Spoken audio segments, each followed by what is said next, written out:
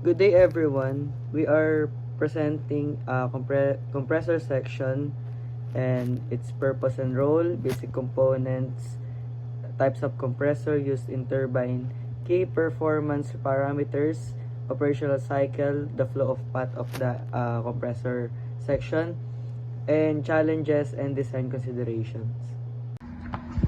Purpose and role of the compressor section.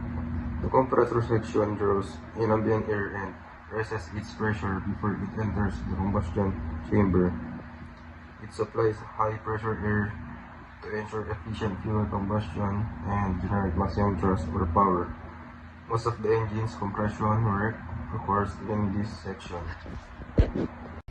Basic components: inlet intake captures and directs air smoothly into compressor. Rotor blades or rotor spin at high speed to accelerate air and add kinetic energy. Stator blades and vanes peaks blades that slow and redirect air, converting velocity into pressure. Compressor stage series or rotor stator pairs that progressively increase air pressure. Diffuser slow down airflow, further converting velocity to pressure before combustion. Volute spiral casing that collect and direct compressor air evenly.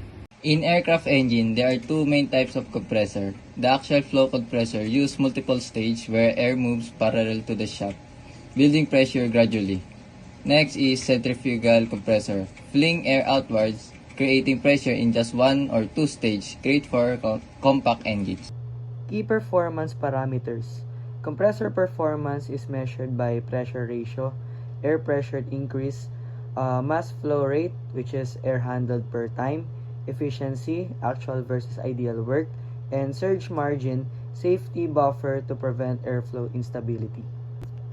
Operation cycle or the flow of path. Operation cycle flow path.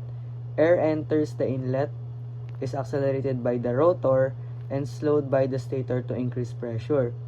This process repeats through several stages, each adding more pressure before the compressed air exits to the combustion section.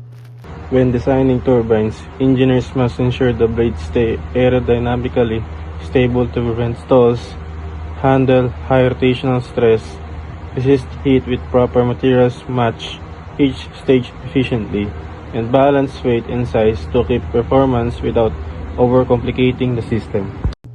In conclusion, the PT6 Pratt & Whitney engine's compressor system efficiently compresses incoming air using both axial and centrifugal stages, providing high pressure for effective combustion.